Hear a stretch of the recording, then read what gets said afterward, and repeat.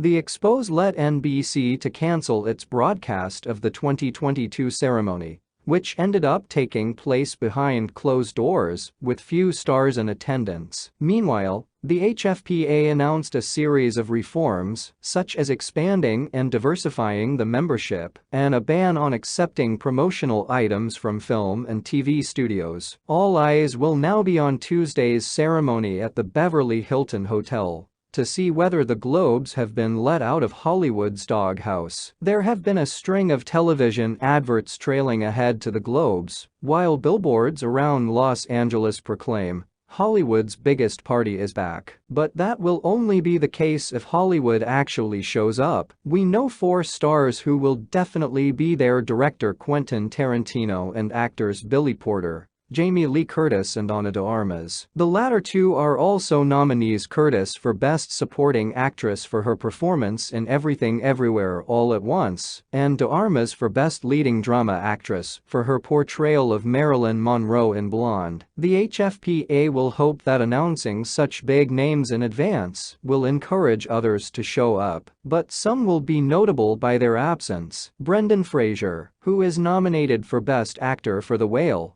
has said he will not attend the ceremony after accusing former HFPA President Philip Burke of groping him in 2003. The HFPA found that Mr. Burke inappropriately touched Fraser, but that it was intended to be taken as a joke and not as a sexual advance. Another big star almost certain to skip the ceremony is Tom Cruise. In 2021 he handed back his 3 Golden Globes in light of the controversy engulfing the HFPA. He is not nominated for Best Actor, but his film Top Gun: Maverick was one of the biggest movies of last year and is nominated for Best Drama Picture. Scarlett Johansson previously encouraged others in the film industry to step back from the organization, while her Avengers co-star Mark Ruffalo wrote last year that the HFPA's reforms were discouraging. However, a tweet from the official Globes account on Tuesday suggested Brad Pitt,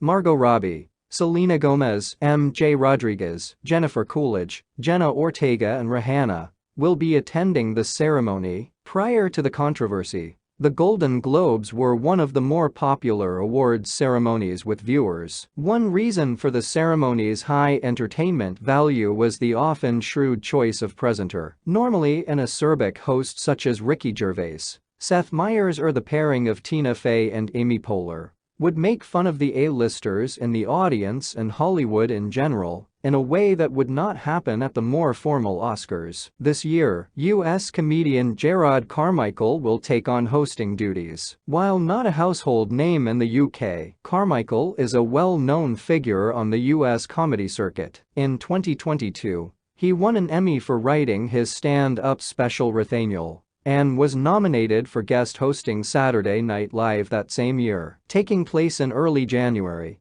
most celebrities are usually on good form at the Globes, thanks to the Christmas break they've just enjoyed, coupled with plenty of complimentary drinks. Traditionally, it was always considered the most fun of the awards to be at, Gervais told The Telegraph earlier this week. Tables heaped with free booze when other awards are theater seating and totally dry. Of course, what's better for the audience isn't always great for the performer. As audiences get drunker, you have to work harder to get their attention. I quickly found that the threat of hearing something awful about themselves made them listen. The Banshees of Inisherin, a dark comedy starring Colin Farrell and Brendan Gleeson, leads the pack at the Globes with 8 nominations. Inventive multiverse comedy drama Everything Everywhere All at Once, starring Michelle Yeoh, follows with 6. Babylon, Damien Chazelle's reflection on 1920s Hollywood, has 5 nominations, as does Steven Spielberg's autobiographical The Fabelmans, Baz Luhrmann's Elvis Presley biopic,